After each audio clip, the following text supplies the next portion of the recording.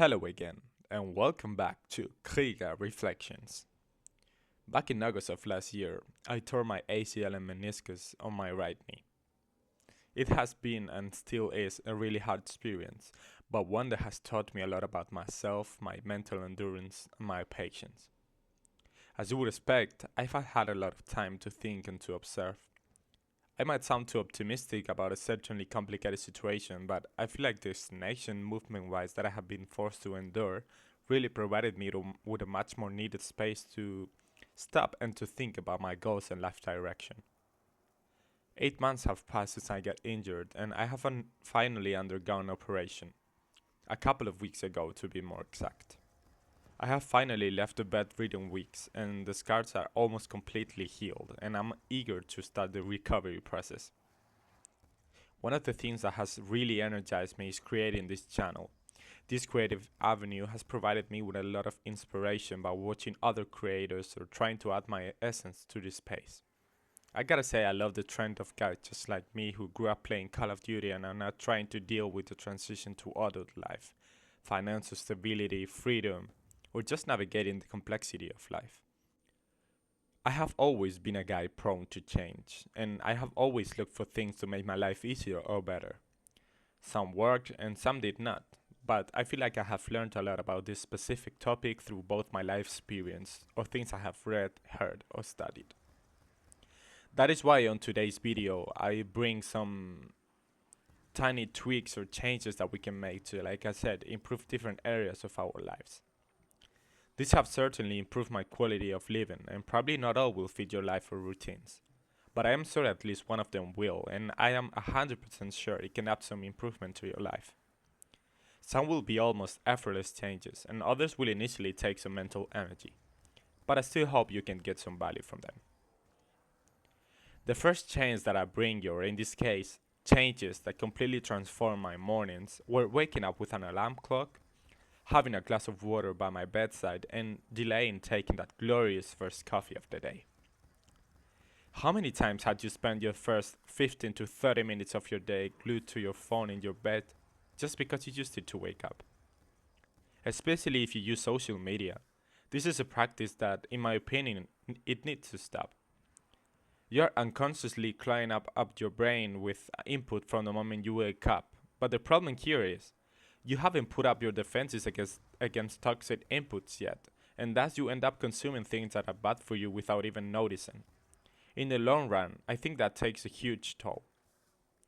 Something that worked pretty well for me was using an alarm clock and leaving my phone outside my room, or at least as far as possible.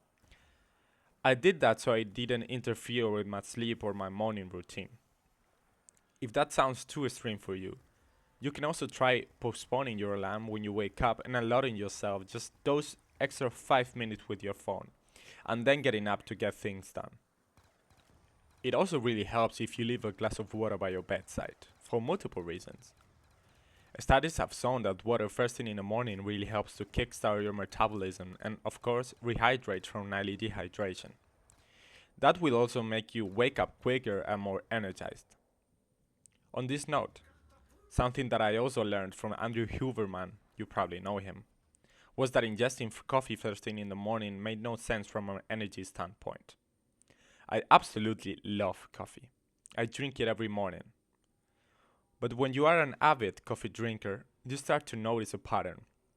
You seem to need another one a couple of hours after drinking the last one. Basically, you experience a crash.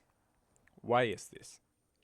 When we wake up, our bodies undergo a natural increase in cortisol levels, known as a cortisol awakening response. Cortisol is a stress hormone that helps us feel alert and awake, and drinking caffeine during this cortisol spike can reduce the effectiveness of both cortisol and caffeine, making your morning coffee less impactful on your energy level. Delaying our intake a little bit, at least for an hour, would really benefit us, helping us avoid those mid-morning slumps and, in addition, to optimizing our wakefulness mechanisms, which will lead to better sleep patterns. I hope I didn't lose you there with all that scientific jargon, but honestly, give this a go if you're one of those people who struggles to maintain energy levels throughout the day, or it's not really productive in the mornings. You will surely thank me later. The second change that we can make is a rule against procrastination, something that I think we all face. When we think about procrastination, we envision a situation where we can't be bothered to do something. So we keep engaging in mindless activities such as doom scrolling because it takes less effort than to break the initial friction of starting something. The thing is, sometimes it takes just 10 minutes. How many times have you postponed something, having it constantly in the back of your mind to finally tackle it and realize it would have taken you just 10 minutes to finish it? I think we all have been through this situation at some point. The funny thing is, sometimes it happens when we do want to do something, and I think that is where the problem lays. Sometimes it's laziness, other is just that we have too many things on our minds. That is why I implemented this little mind hack that I bring you guys today. It is called the 5-minute rule. This is something that I read on Atomic Habits, and I think it helps immensely. The premise is fairly simple. When you face a situation like the one we mentioned, just start to do something. Just start. Sit down and put a 5 or 10-minute timer. Chip at it just a little bit. A lot of times, it will be just enough to generate some momentum. It will be enough to keep going. Our minds don't like to leave things undone. When you begin a task, your brain creates an open loop that wants to be closed. This psychological principle is known as the Zeigarnik effect, and it makes it easier to stay engaged once you started. There will be days where not even that start generates some momentum, but it would work a lot of the times you tried. Even if you don't feel like doing something, give it at least 5 minutes and then decide if you will continue. It works like a charm. And with that, we are already on the third little change. I gotta say I'm really enjoying this format. It almost feels like rapid fire tips from guy to guy. I hope I can help you and you can also help me. I didn't say it yet, but I think you already know the drill. If you have any more tips like this, please do all of us a favor and share it with others. I'll see you in the comments below. Walks in nature. It's amazing how much nature impacts our health. Like I mentioned in a previous video, I lived in Germany for a couple of months and I was incredibly blessed to have a forest within a 10-minute walking radius from where I lived.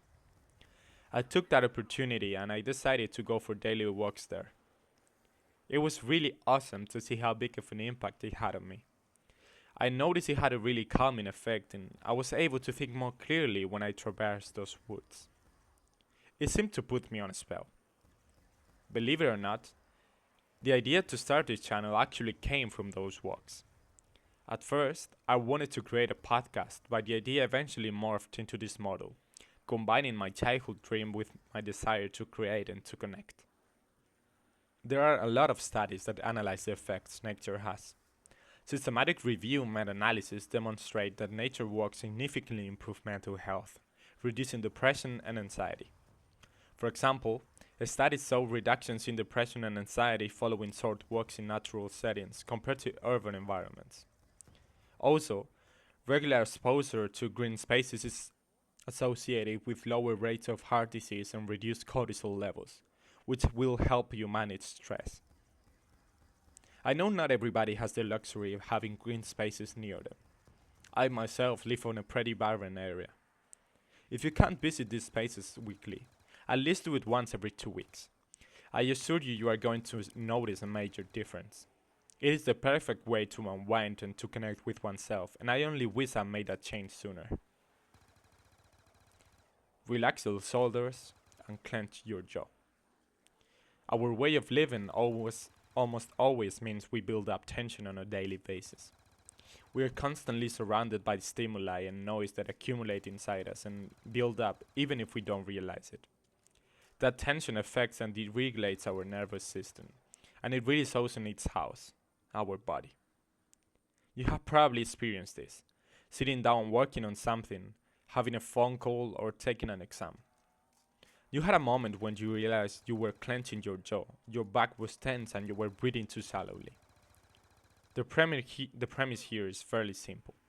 When you realize you're doing this, Take a moment to unclench your jaw, relax your shoulders, and take a couple of deep breaths. This will reset your mind and train it to lose some of that accumulated tension. With some intentionality, you will eventually do it without even noticing it. It might sound corny for you, but I assure this has come handy for me in situations of stress, and it is something that I do daily with great results. Try it and let me know what you feel. Okay, and the last change we can implement is cutting our social media presence or stopping it entirely.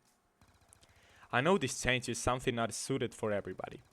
It depends on multiple factors: your personality, which use you give it, the effects it has on you, the time you dedicate to it. If we are honest with ourselves, we can point a lot of adverse effects caused by social media on our environment or even to us. Obviously, I know that not all of it is bad. I know social media is dependent on the use you give it. That is why I named this change as cutting social media presence and not deleting it completely. We'll want to be more intentional with our time and not clutter our minds with almost useless stuff. That is why I decided to delete my social media a couple of years ago. Like I said, it has its pros and cons, more pros if I'm being honest, but I admit it is not for everybody. You can try to reduce the time you spend on social media by putting some time limits on the app you use. But you can also be more intentional with the use you give it. Follow people who add value. Stop consuming senselessly produced content. And try to look for nourishing videos or posts. I am not trying to shame anybody. Of course, everybody can use them the way they want. I am just saying we could certainly do a better job of getting the good out of social media platforms and avoiding the bad. I think not everything is avoidable though. We can certainly dedicate a whole video to this purpose and discuss it thoroughly, but I think you understand the idea for now. With this, we wrap up today's suggestions or ideas to make our lives easier or more comfortable. In this video, I tried to specifically talk about things related with mental health. I will explore some ideas like this but in different areas so we can all make overall progress. I will use myself as a valve to try new things and see if there's anything good to them. As always, I hope you enjoyed the video. Feel free to share some of the changes you make that make your life better with others. And we will see each other very, very soon. Bye bye.